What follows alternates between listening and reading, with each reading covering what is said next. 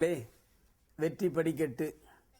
வாழ்க்கையில் சில பொறிதான், ஒரு சிறு பொறிதான் பெரிய திருப்புமுனையை தரும்.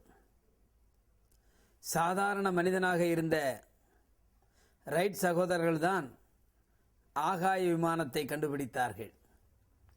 மலையிலே போய் படுத்துக்கொண்டு அண்ணாந்து பார்த்தபோது அங்கே கழுகொண்டு கீழே இறங்கிய விதத்தை பார்த்து ஆகாய விமானத்தை கண்டுபிடித்தார்கள்.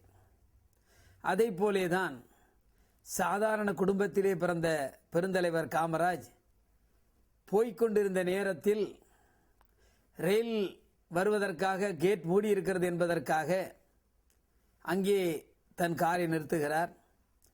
அப்பொழுது மாடு மேய்த்து கொண்டிருக்கின்ற ஒரு சிறுவனை பார்த்து ஏன் பள்ளிக்கூடம் செல்லவில்லை என்று சொல்லுகிறார். அவன் சொல்லுகிறான், ஐயா, நான் மாடு மேய்த்தால்தான் சாப்பாடு, பள்ளிக்கூடத்திற்கு சென்றால் யார் சாப்பாடு போடுவார்கள் என்று கேட்கிறான். ஆக ரயில் கடந்து போவதற்காக கார் நிற்கிறது. கார் நின்ற பிறகு அங்கே இருக்கின்ற ஒரு தலைவர் கீழே நடக்கின்ற நிகழ்ச்சிகளை, சாதாரண மனிதர்கள் வாழ்க்கை எப்படி இருக்கிறது என்று சிந்திக்கிறார். அதனாலே தான் மாடு மேய்க்கின்ற பையனை கூப்பிட்டு பெருந்தலைவர் கேட்கிறார். எத்தனையோ பேர் காரில் செல்லுகிறார்கள், ரயில் கடப்பதற்காக அங்கே நிற்கிறார்கள். அப்பொழுதுதான் அவர்கள் எதையாவது சாப்பிட்டு கொண்டிருப்பார்கள். ஆனால் பசியறிந்த காமராஜ், சாதாரண பையன் படிக்க போகாமல் மாடு மேய்க்கிறானே என்ற சிந்தனை வந்த நேரத்திலே தான் அந்த சின்ன பொறிதான், ஏன் இவன் பள்ளிக்கூடத்திற்கு செல்லவில்லை என்ற பொறிதான் மாபெரும் திட்டமான மதிய உணவு திட்டம் வந்தது. ஆக சிந்தனை எல்லோருக்கும் இருக்கிறது, செயல்பாடு எல்லோருக்கும் இருக்கிறது. ஆனால் காமராஜருக்கு வந்த சிந்தனையோ இந்தியா முழுவதும் இன்று கோடிக்கணக்கான குழந்தைகள் மதிய உணவை சாப்பிட்டுக் கொண்டிருக்கின்றார்கள். எங்கோ ரயில்வே கேட்டில் நடந்த நிகழ்வு, ஒரு பொறி, சின்ன பொறி இன்று உலகமே வியக்கும் வண்ணம் மதிய உணவு திட்டமாக மாறுகிறது. இதுதான் வாழ்க்கை. அப்படி சிந்தித்தால்தான் வாழ்க்கையில் வெற்றி பெறலாம்.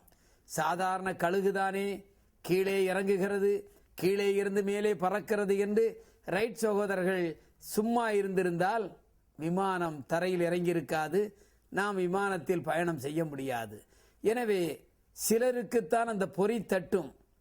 அந்த சிலரும் சிந்தனையாளராக தனக்காக மட்டுமல்லாமல் இந்த மக்களுக்காக சாதிக்க வேண்டும் என்ற எண்ணமுடையவர்கள் தான் சாதனை செய்வார்கள். அதைத்தான் பெருந்தலைவர் காமராஜர் மதிய உணவு திட்டத்தை தந்தார். மதிய உணவை திட்டம் என்று சொன்னால் 4 சுவருக்குள்ளே இருந்து எழுந்ததல்ல, பொறி தட்டியது. அங்கே மாடு ஓட்டிக்கொண்டிருந்த பையனின் வாழ்க்கையை பார்த்து பொறி தட்டியதினால் மதிய உணவு திட்டம் வந்தது. எனவே வாழ்க்கையில் நாம் சில காரியங்களை செய்யும், அந்த செய்கின்ற பொழுது அதற்குரிய அடித்தளம் சாதாரணமாக இருக்கும்.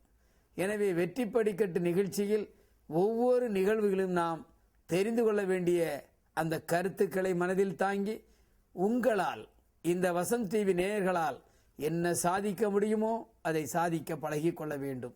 இது சிறியது தானே, இதுவென்ன பெருசு, இதென்ன பெரிய காரியமா என்று உதாசீனப்படுத்தாமல் அந்த சிறிய பொறியிலும் பெரிய சாதனை வரும் என்ற சிந்தனையோடு வாழ்க்கையில் நாம் நடந்து கொள்ள வேண்டும்.